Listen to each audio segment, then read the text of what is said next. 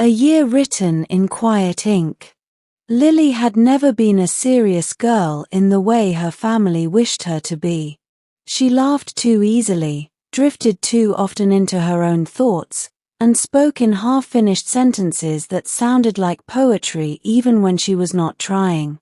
Her room was filled with notebooks instead of plans, pages creased and crowded with words written at midnight, lines born from silence, emotions folded carefully between margins. To her family, these were habits, not ambitions. To Lily, they were her breath. Her family wanted certainty. They wanted a settled life for her, one shaped like the lives they understood: marriage, stability, respect. And so they chose Michael. Michael was everything Lily was not supposed to ignore. He was handsome in a way that made people notice when he entered a room, intelligent in a way that made conversations slow down around him. He carried confidence like a tailored coat. But there was something else, something sharper, an edge that sometimes appeared in his eyes, a roughness in his tone that made people describe him as rude. He did not waste words. He did not soften truths. When Lily first heard his name spoken as her future, she felt no romance, only fear. Not of Michael himself, but of the life that might close around her like a door she never opened. The first meeting was polite, careful, watched by too many eyes. Lily smiled the way she always did, light and effortless, while Michael spoke with calm precision. He listened more than he spoke, his gaze steady, unreadable. She noticed his silence, the way he seemed distant even while sitting across from her. That night, Lily did something she had never done before. She asked for time.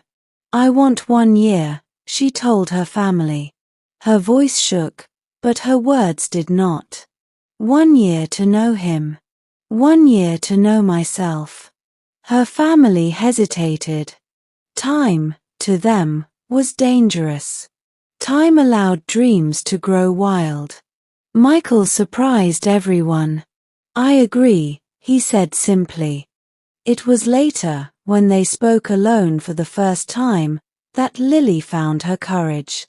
She told him about poetry not as a hobby, but as a calling.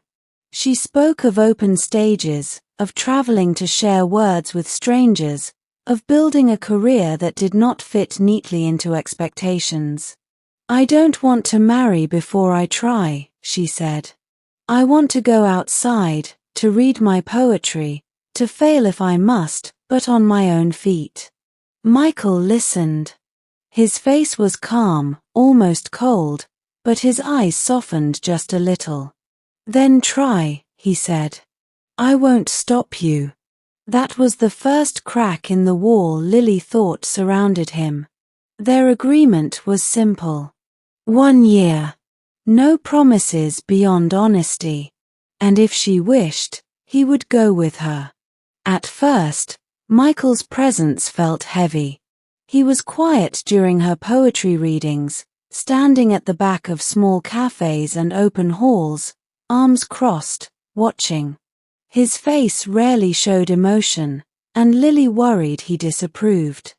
But every time she doubted herself, he was there driving her to unfamiliar places, helping her find events, making sure she ate before performances. When she asked him why he helped her so much, he answered honestly. "I don't understand poetry the way you do," he said. "But I understand effort." Slowly, Lily began to see beyond his rough edges. His rudeness was not cruelty, it was protection. He had learned early not to reveal what he felt, not to soften his voice for a world that demanded strength. But with Lily, that strength began to bend. They talked late into nights about fears, about family pressure, about the loneliness that success often hides. Lily spoke freely, her words flowing like verses. Michael spoke less, but when he did, His words carried weight. 6 months passed quietly, steadily. Lily's poetry changed. It grew deeper, braver. Her voice stopped shaking on stage.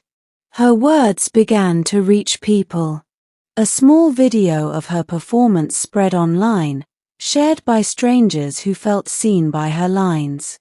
Invitations followed, small festivals, readings, interviews. Nothing grand, but enough to feel real. One evening, after a particularly moving performance, Lily found Michael standing outside, his eyes shining in a way she had never seen before. "You were incredible," he said. She smiled, tired and glowing. "You really think so?" "I know so," he replied. "And I'm proud of you." That word, proud, settled in her chest like warmth. For the first time, Lily realized that her success was no longer hers alone.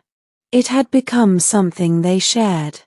He celebrated her victories quietly, without stealing the spotlight. He corrected her doubts firmly, sometimes sharply, but always honestly. And somewhere between shared meals, long drives, and silent understanding, they began to care for each other. It was not sudden. It was not dramatic. It was gentle. They started dating without announcing it, without labeling it.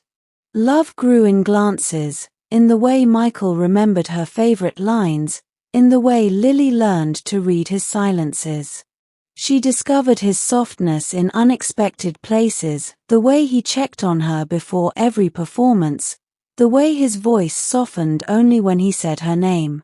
When the year ended, Lily stood stronger than she had ever been. She had a path, a voice, a future shaped by her own courage. Her family saw it too, not just her success, but the calm confidence she carried. And Michael? He was no longer just the man chosen for her. He was the man who had walked beside her without asking her to shrink. When Lily finally said yes, not to marriage, but to love, it was not out of pressure or fear. It was out of choice. Together, they learned that sometimes the most beautiful stories are not rushed. They are written slowly, in quiet ink, by two people willing to grow separately and together. And Lily, the girl who once feared losing her dreams, learned that love, when true, does not end a story. It helps write it.